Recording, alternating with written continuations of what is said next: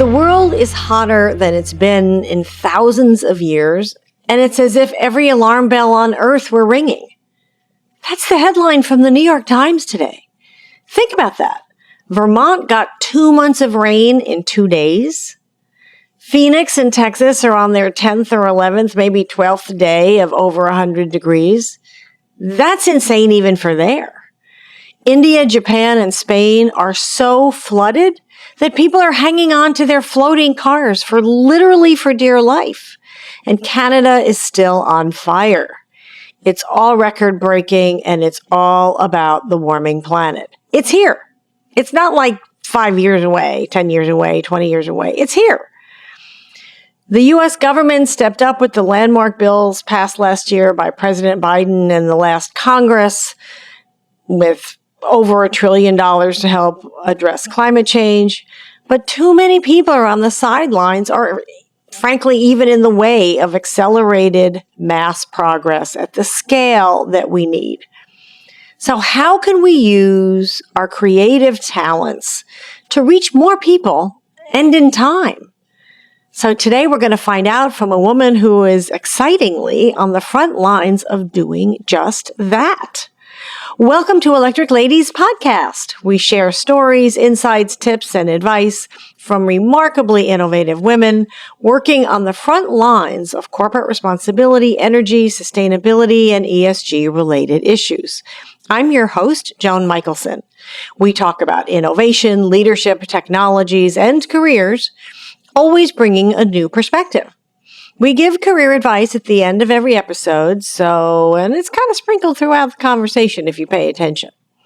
Find us anywhere you like to listen to podcasts, on my website, electricladiespodcast.com, and through my Forbes articles as well. And please pass it on to your friends and leave us a 5-star review if you are so inclined. It helps other people find us. If you are struggling with your own career, especially in this craziness, please reach out to me on Twitter or Threads and let me know. We can help you, no matter what industry you're in. Stories. We all resonate with stories. But what kind of stories? Told by whom? About what? What will reach the masses and the key people we need to get on board, to change mass behavior, to avert the most irreversible and catastrophic impact of climate change? We're feeling it now. And that's what we're going to talk about today with a master tackling this issue. I'd like you to meet Jill Tidman, Executive Director of the Redford Center, an independent nonprofit founded in 2005 by actor, producer, filmmaker, and activist Robert Redford and his son James, who unfortunately passed away a couple of years ago. Its website says the center is, quote, advancing environmental solutions through the power of stories that move, unquote. I love that. Think about that. The power of stories that move. Jill knows this center backwards, frontwards, and upside down because she's worked there since the beginning, since it was founded. She's also a writer, filmmaker, and activist with a passion for sustainability and environmental justice, with over 25 years of experience. Since she took the director's chair in 2012, she's been producing stories that move people to act on environmental issues, and she's raised millions of dollars for environmentally engaged artists and film projects that educate, communicate, and activate to help save the planet and our ability to live on it, frankly. Prior to the Redford Center, Jill led projects for Business for Social Responsibility and other organizations. She currently serves on the board of Kind Humans Foundation. I love that, Kind Humans. She was nominated for a Pushcart Prize for her short fiction, and she earned a bachelor's degree from the University of Vermont in philosophy and environmental studies. God, that seems so apt for the work you do now. And a master's degree from Middlebury College. I had the privilege, full disclosure, of meeting Jill a couple of weeks ago when I emceed part of the Sun Valley Forum, where a few hundred thought leaders in this space gathered to share best practices and find new solutions. So without further ado, please join me in welcoming Jill Tidman to Electric Ladies Podcast. Hi, Jill. It's great to see you again. Hi, Joan. Thank you so much. What a beautiful show and introduction, and just thanks for having me.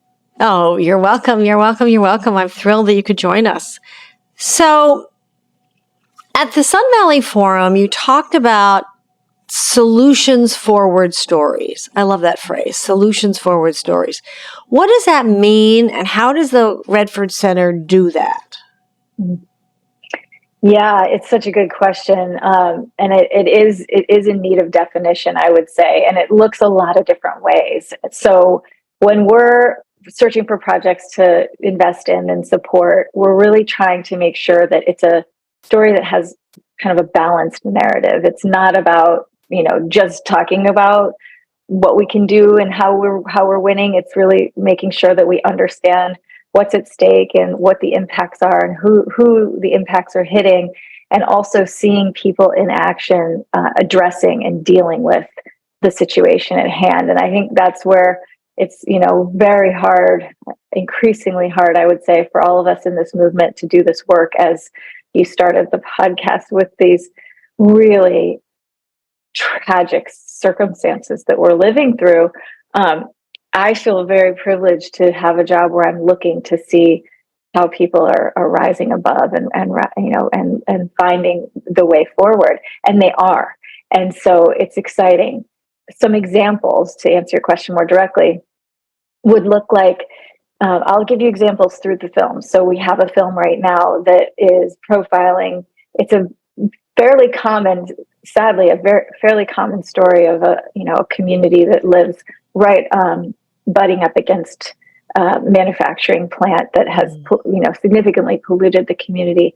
And for years, this local resident photographer started documenting the damage, and at the same time losing family members and community members to all different kinds of cancers and battling illness herself, and rallied her community with this visual storytelling evidence to lobby to get funds to relocate the community from the company, and they did.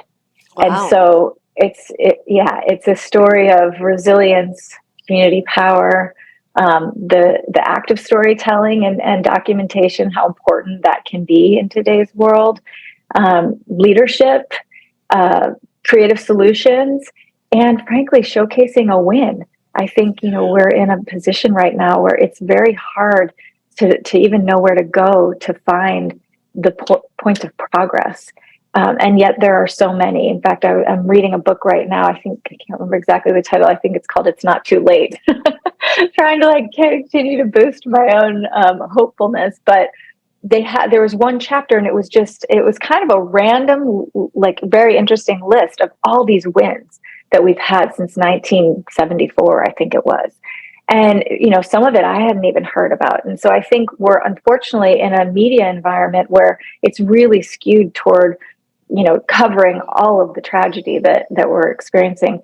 And there's so much to be hopeful about, and so much to look for in terms of the solutions that are being enacted.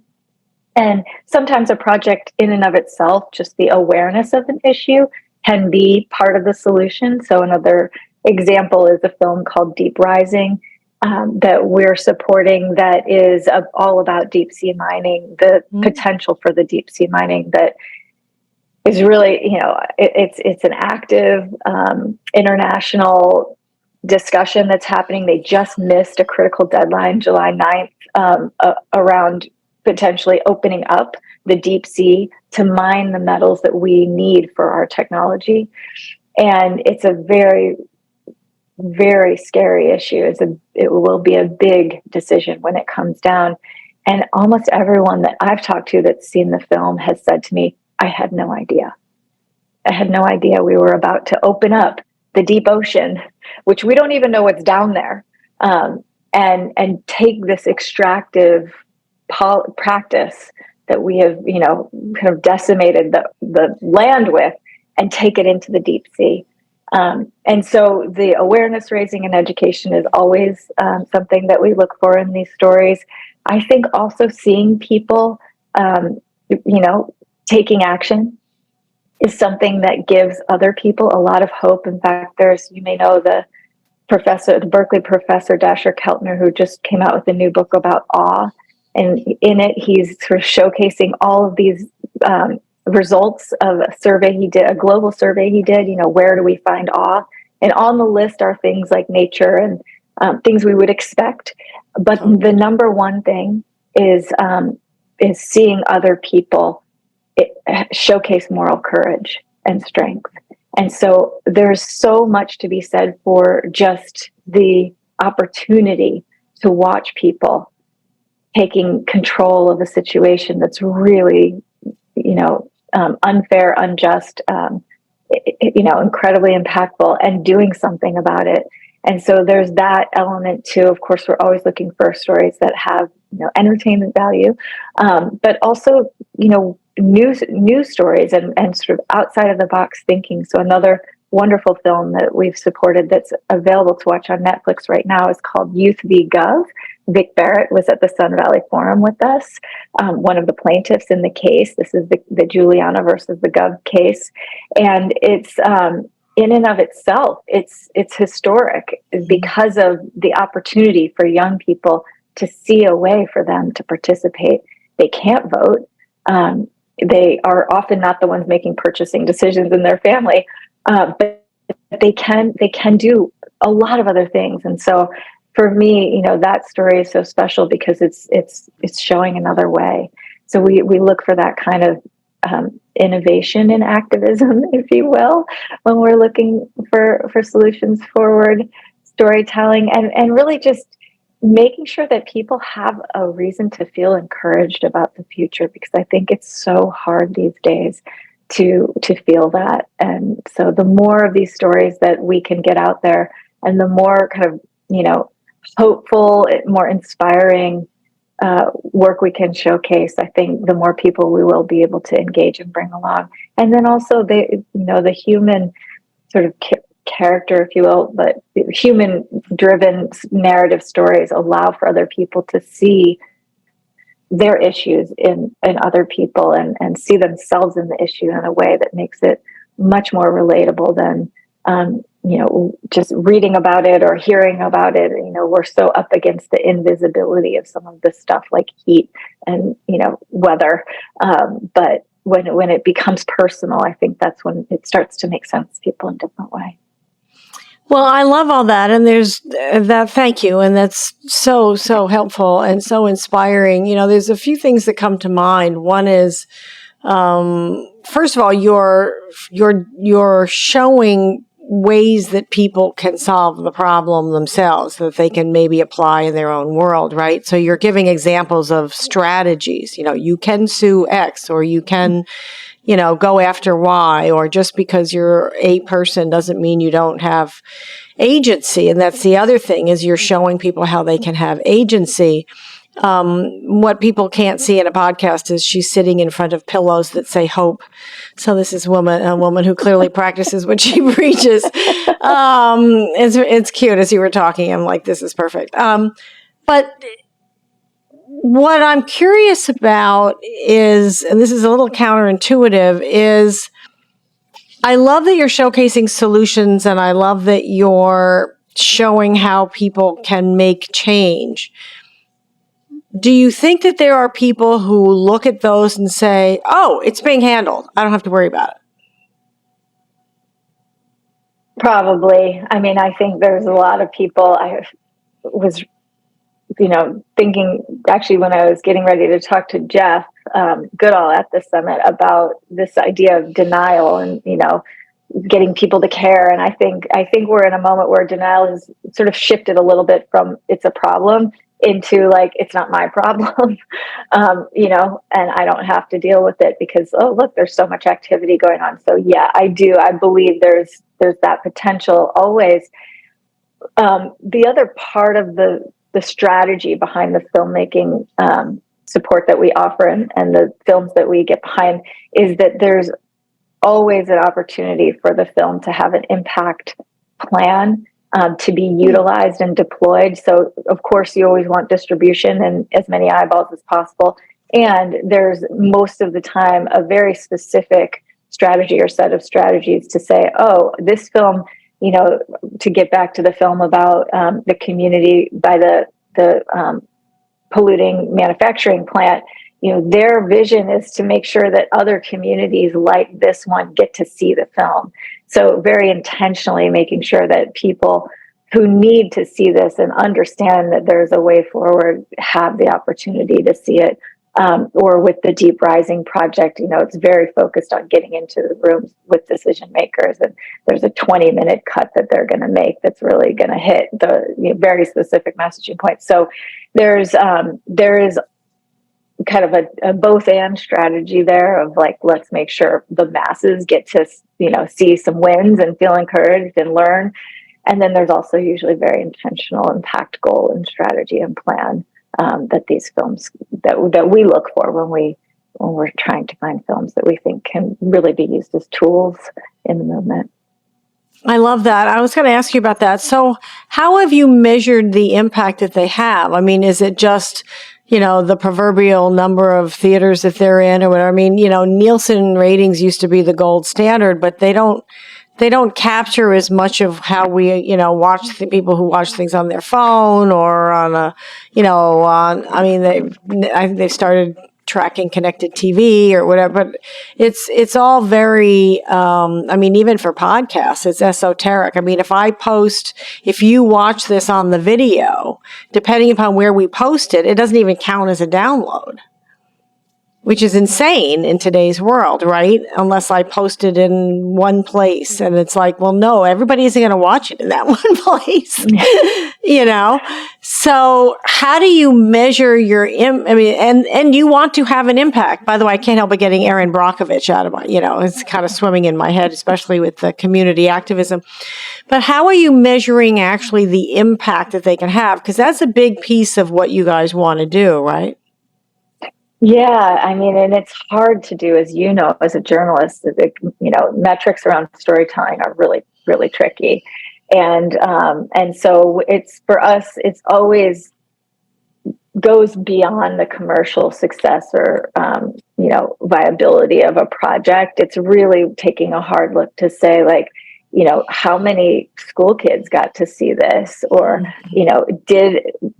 were we able to connect movements? Were we able to get environmental justice groups in the same room as economic justice and housing justice folks, and have them start thinking together and working together and seeing the opportunity through the threads of this story where it's hitting all those moments. Have the folks in the film been able to experience upward mobility as a result of this project? We have a project about climate gentrification in Miami, and the development community has been very interested in learning from that project. So it's like, is that project successful? If we're starting to get the developers thinking differently about this, I would say yes. So it's hard to put the same kind of metrics or ROI that that a lot of people like to see, and I understand why. I really, as a funder, because I understand it. But to a certain extent, for us at least, it has to be more about real world change versus eyeballs or downloads or even getting on a big major platform. And of course, you always want some of those projects, because I do think that mainstream audiences, there's a big gap in just this issue being visible and the conversation happening at a level that it could if we were starting to see more climate storylines in mainstream projects. But for us, it's also about like what's happening on the ground and how are these education, communication, organizing tools performing. Yeah, getting more storylines getting this into more storylines is something we talked about at the forum, and I want to talk to you about as well. But I guess, I guess what you're saying is it's hard to show cause and effect. I mean, so for example, one of the things I did as a journalist was I worked on a show called The Crusaders, where we would get involved. So we would help people, and we obviously selected stories carefully, but we would get people the funding from Medicare that they were entitled to. We would get the window blind pulley things taken off that were strangling babies. We would get rescued kids from the gangs, which was kind of an amazing story. So that was a clear deliverable, right? And you can see that a lot in a lot of journalism, especially consumer reporting and stuff. But in something like this, I mean, the good news is that you're showcasing individual stories, so you can track those individual stories, right? You can see whether even just like the kids who are suing the government, how are their cases going? Are they getting more? Are they on more screens in general? Are they getting asked to, So there's some metrics you can use, but you're trying to save the planet, and that's not going to happen in 12 downloads, right? Exactly. Not exactly going to happen. So that gets to the point of one of the things I wanted to ask you about is, who is your target audience? I mean, there's such a wide range. I mean, you just gave me 3 completely different examples, right, of completely different audiences, completely different situations, completely different demonstrations of agency, if you will, of how people can make a difference. So what is who's your target audience? What kind of actions do you want them to take? I mean, it's interesting because you're doing film projects, creative projects, but they're really as much activism in some ways as just a film. Yeah, it's a great question. And, we just are wrapping a big strategic planning process. So I could get into the weeds of like, this program is targeting filmmakers and this program is targeting Hollywood. But I would say broadly, the reason that, and it's a loaded decision that we made, but we did decide about 10 years ago to stay in the lane of environment. And we went through an exercise of like, what other words could we use? Because we know how much baggage that word has.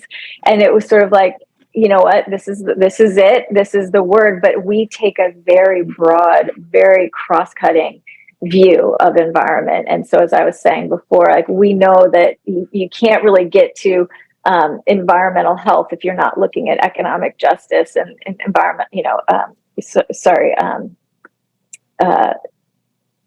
just justice broadly, I would say, but all the different gender justice, all of it is wrapped up. It's all connected because most of the people who are most impacted and yet contributing the least to the issue are also impacted by a lot of these other justice focused issues. And so when we look for projects, it's like, I think it's great if we can have a very broad set of on-ramps for people, and really it's about, we're at a point where we do need all of us engaged at another level. Well, that's whatever the tricky part is, your target audience can't be everybody. I mean, it is, but I mean, it is in the like biggest, broadest sense of the word. I think all of ours who are in this work, that is the goal. But by trying to showcase so many different scenarios that hopefully will resonate with a lot of different groups, we can start the dialogue in places that maybe it's not happening yet, or we can deepen a commitment from someone maybe like me, who I know all this stuff, but am I always making the perfect choice? No, so it's good for me even to be re-inspired by these stories sometimes. So I don't know. It's the answer you never want to say, especially as an ED. Like, we are trying to reach everyone, but I would say we're trying to reach a lot of people and a lot of different people, and frankly, people who don't feel like they're part of the movement, if you will, which is where I started from. Like, we're a little bit up against it because people think of the environment or environmental movement as this very exclusive thing, and for good reason. But it's really not. I mean, the one, we have a couple of foundational narrative strategies we work on. One is we can solve this because we believe so deeply that we have to think that way. Yeah. And we can't not think that way. But another one is really making sure that we're connected with the planet, reconnected, strengthening our connection with the planet, because we've become so disconnected, and there's really tons of data out there about how little time we spend outdoors these days. I think it's like 95% of our time as a species on average is indoors. And so we're deeply disconnected from our life source. And so a lot of the work that we're trying to do is just to remind all of us that at the end of the day, this isn't anyone's issue. This is everyone's issue.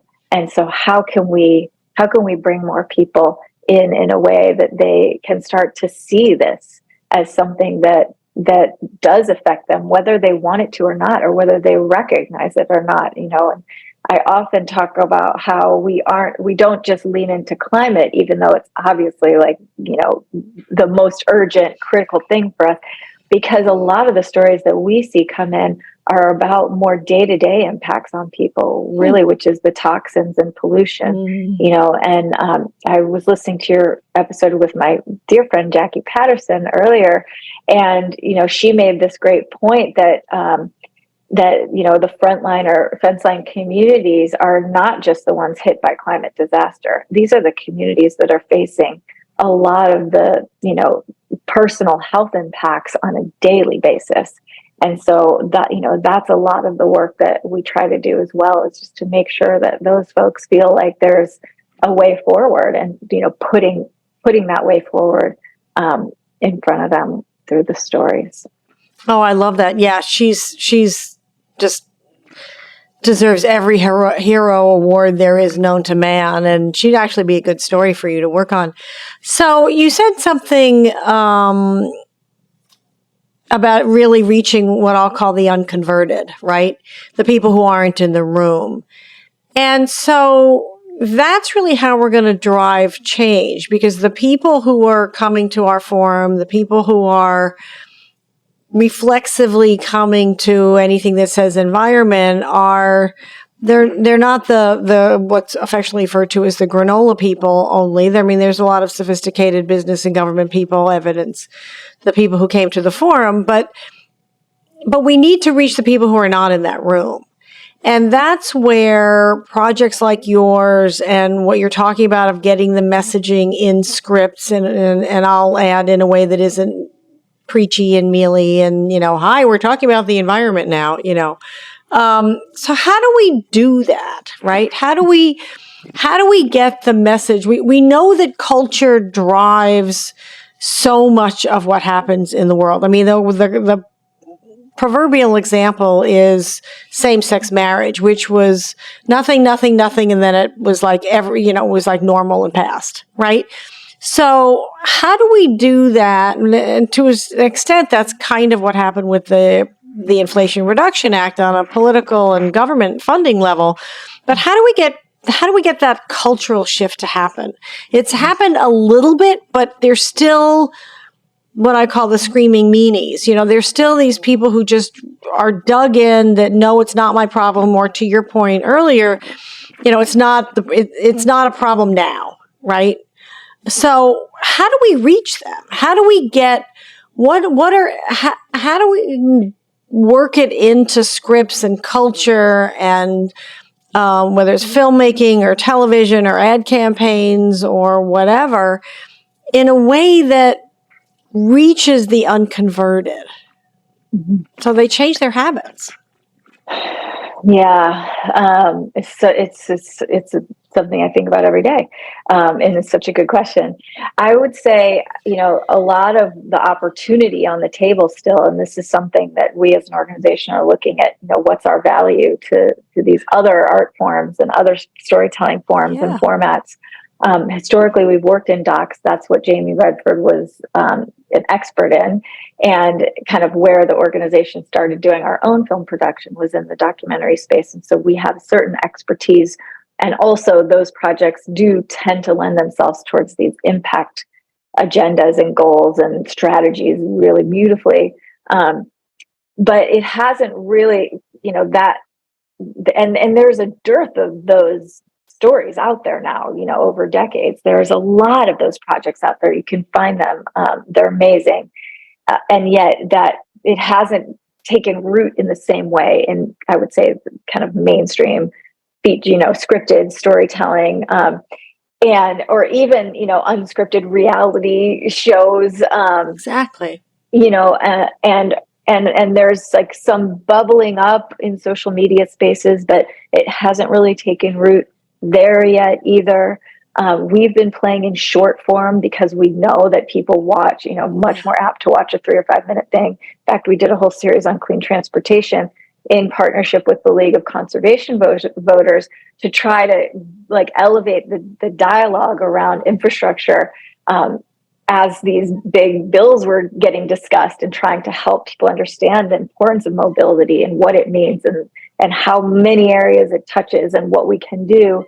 And we did a series of 5 short films on that, really trying to understand, like, how do you use these things as tools, and one of them went on to PBS that was about clean transit in Indianapolis, one of the biggest, largest, like, major municipal clean transit projects. And then all this, once it gets on PBS, all these other cities start calling Indianapolis, how did you do this, right? So some of it is just like, again, it's like a volume game, right? Like, let's just get as many of these storylines in as many projects as we can, because you never know who's watching. I get a lot of anecdotal stuff, people coming to me saying like, oh my God, this film, I'm doing this, but it's, you don't really know. It's like planting seeds in a way. And so I think we just have to plant more seeds in the spaces where people are already consuming content. And that's part of what's happening now, that I was talking about at the forum, that's, starting to take root a little bit in a way it never has before in Hollywood, and through projects like Good Energy Stories, which is a resource for screenwriters, because it's very scary, I think, for someone who's not an expert on these issues. And really none of us can be anymore, because it's just so sprawling. But how do you start? Where do you go in? And so, there's kind of a spectrum of ways. It can be inside a character. It can be character behavior. It can be a subplot. It can be the main plot. But I think at the end of the day, what I know to be true is that we cannot solve this thing if we're not talking about it. Mm-hmm. And so we need to put it in the places where people are, watching and then discussing and talking about these things in a different way. And so, yeah, it's sort of like all of the climate, solutions. It's an all of the above strategy, if you will. Mm-hmm. But it's just, kind of, I would say, a newer element that's starting to come in and into some of these other storytelling spaces that we're seeing. But I'm hopeful in a way that it is starting to happen. And I think what we want to make sure is that it doesn't happen in a way that kind of perpetuates the doom, or what you were bringing up earlier, the potential for people to be like, oh, well, then it's being taken care of. I think there's a certain storytelling approach that we employ that is really about making sure that people walk away feeling motivated and inspired to be engaged in a way. And if we can all do that as we're trying to get these stories into these other mediums, I think we can do a lot really quickly. Absolutely. So a couple quick things. One is send me the Clean Transportation series. I'm a transportation junkie, and I worked in electric vehicles. Oh, great. 2 is I'd love to be a resource for any of these people, because God knows I'm a resource for this stuff. And I especially focus on making sure that there's women and diversity, obviously. I've had producers come to me and say, I love it because I know with you I don't have to worry about diversity. And it's interesting. I mean, we could be my brain, like my creative juices kicked into gear as you were talking. I mean, we can make it, somebody's job to be working on electric vehicles. We can make it, somebody's job to be installing solar panels. We can make it, show the habits of them of recycling or using rideshare or, taking canvas bags to the supermarket. I mean, any of a bazillion different things, right? Drinking from a glass or a reusable water. I mean, there's so many, you can just make it part of the thing. When I was at Chrysler, I had some producers and filmmakers come to me to use our cars in their stories, which was pretty cool. Like guy's going on a date and he's taking her out in an electric car. And I was like, yes! We like that. We like men who drive electric cars, That's right. Or they're showing they're plugging in their car at the end of the night, right? It's like all these little tiny seeds, as you call them, that we can plant. So I'm going to ask you one other thing and then get some career advice from you before I let you get back to your life, because I could talk to you for about 12 hours. But there is the what I call the screaming meanies. Right now, they've got their knickers in a twist over ESG, environment, social governance. And to me, it's insane because it's just good business decisions. I mean, if you asked somebody whose money is being managed by an investment manager, if they wanted their investment manager to look at the risks involved in those investments, they would say, of course. But then if you put the word climate or environment on it, they go, no. And it's like, well, but if the plant goes into the water, isn't that something you want them to consider? So, what's your take on how can we in the creative community use our skills to combat these people? Or is that not even on your radar? Because they've had some influence. They're making somewhat of a difference. So how do we deal with that? What can we do? That's a great question. Before I started doing this work, I worked for a group called The Natural Step, and it was a sustainability framework. It started out of Sweden for very elegant, what they called systems conditions for a sustainable world. And it worked all over. It worked in business. It worked in municipalities. I mean, it was so elegant and simple. And we were working with Nike and Home Depot and Interface Carpets. I don't know if you know them, but they were the first ones where fully disassemble the carpet and reuse every piece. But my experience through that work and just through the years, frankly, is that oftentimes the skeptics are the ones that maybe need the most the biggest invitation, because once they come in, they become the biggest advocates, because they're skeptical because they care and they have an opinion and they have a position. And so I think rather than dismissing that, I think that there's a real opportunity to invite them into the conversation, welcome them into the conversation. It's already part of their life anyway. So how do we help them see it that way and help them see a role for themselves in doing things differently?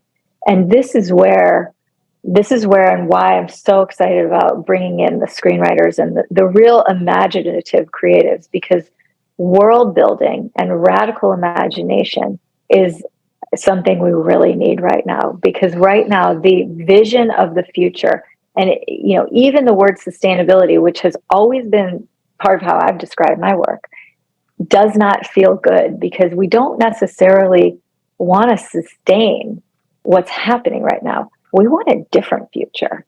And most of us can't see that future on our own. We need these incredible creatives to do the world building that's going to get us to a point of being inspired to take the action, to make the personal changes, to go out there and advocate for whatever your community, your school, your business, your family, in a different way, because we have to find a different future. The way that we're consuming and living indoors and all these things right now is really not working for humans or the planet. And so I think that's the big opportunity for creatives, is to really to bring folks along, because we've got such a beautiful future ahead of us. Well, this is this is to use our imaginations, right? To help other people imagine what can be. It's like, when Steve Ballmer was going to join Bill Gates to form Microsoft, his mother said, who would ever want to use a computer? So we have to do the same kind of imagining, right? Or the smartphone. I mean, who would have ever thought we'd need one of these, right? And I love what you said about engaging the skeptics. It made me think about the people who have quit smoking are the biggest advocates for quitting smoking. Exactly. You know, and that became a norm. I mean, obviously, you have obviously the scientific data, and people started dying. That, of course, had direct cause and effect. But I feel like, I don't know what it is, and maybe we can brainstorm about it sometime, but I feel like there's a connective tissue in there somewhere. There's some kind of model within that we can use. And I'm so glad you made that point about engaging skeptics. I'm going to chew on that for a while. That's really great. So, yeah, and I can leave you with one little story there, just to bring it sure. to life a bit. When I first started working with the Redford family, the very first thing I was hired to do was produce these mayors conferences. It was before Inconvenient Truth came out and before the U.S. Conference of Mayors started organizing specifically around climate. And it was very hard to get mayors in the room at the time. But the model was we would bring mayors that were really leading on this stuff, and then bring mayors who were interested but didn't know how to start, and have it be kind of a knowledge sharing opportunity. And there was a mayor from at the time Anchorage, Alaska, who was very skeptical, but showed up after, I think it was 3.5 days with this group. He invited the mayors to Alaska, and then we did a trip, and we brought a bunch of mayors to Alaska. He hosted to show everyone Ground Zero. So he went from like not wanting to come to hosting a next event. And yeah, and I think, that's, that stayed with me. I still think about just how profound it can be to open the dialogue and have it be as inclusive as possible. One of the sort of founding quotes that I don't know if it was Jamie or his dad that said this, but it's that we don't all have to have the same motivations to want the same thing. Right. And I think that's really, really true. And at the heart of what we need, where we need to be coming from when we're thinking about bringing people along. Yeah, I love that. And also, sometimes people do the right thing for screwy reasons, but at least if they're doing the right thing, what do we care? I mean, if they're using reusable water bottles because of peer pressure or fashion statement, I don't care, as long as they're using a renewable water bottle, right? So, I love this. And there's lots that you and I can talk about. Before I let you go, I like to give career advice to mid-career women. And let's say they have good 15 years of experience, educated, experience, that they know what they're good at and they know what they like to do. They're ambitious. They want to advance and make money. Thank you very much. And they want to make a difference. So that can be a tricky portfolio to put together, right? So what advice would you give to them? Yeah. Well, a couple things. I think one that, I always sit with myself, and kind of why I've been in this work with this family for so long is because it, for me, merges to personal passions, the storytelling and the sort of environment and purpose piece. And so I think any time you can find work that aligns with your personal values and goals, you're going to excel. You're going to feel better. You're going to be happier. You're going to have more value. You're going to succeed in the ways that I think are probably most meaningful for women. And then I also think, just like, don't be shy. I think that we have a tendency to not ask for what we need, or put an idea forward, or go out on a limb. So it's always like, we don't need to play small, and that we're in the room. And if you're in the room, be in the room.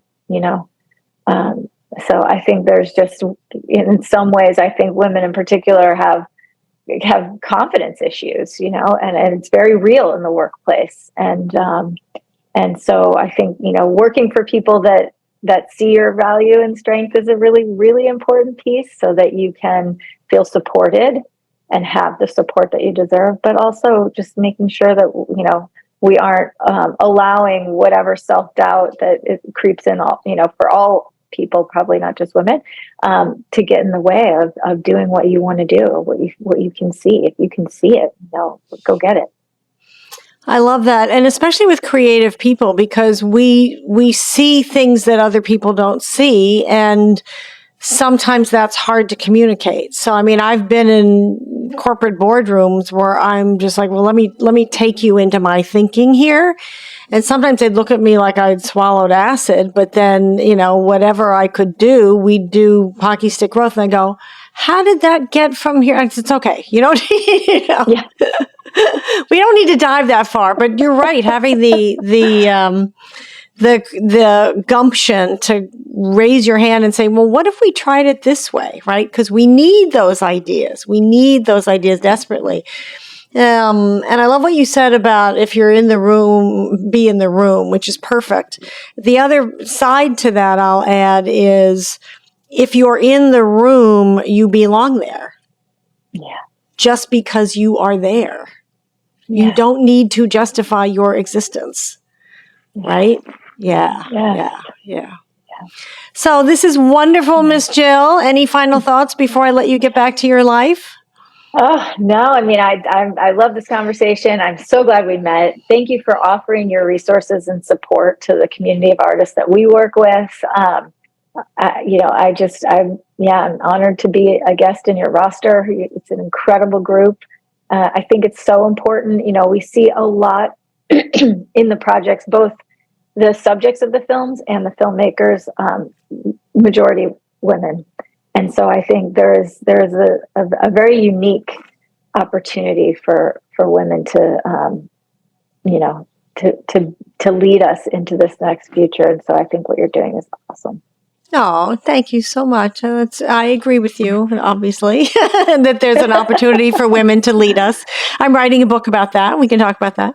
Oh. So thank you so much, Miss Jill Tidman of the Redford Center. Everybody needs to go watch their movies and have them at your movies, have them at your party, play their movies. Anyway, they're amazing. So thank you so much for joining us and for the work that you do. Really an honor to have you here. Thank you, Joan. You're welcome. So what do you think will truly engage people on what steps each can take to reduce their own carbon footprints? Do you reduce your own carbon footprint?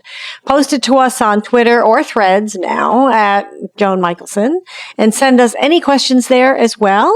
You may win a complimentary 30-minute consulting session with me. If you're lucky. I've had some wonderful conversations with listeners. And please subscribe to our mailing list to stay abreast of our talented, amazing guests like Miss Jill, our articles and career advice. And you can subscribe on electricladiespodcast.com. I'm Joan Michelson. Thank you for joining us. See you next time.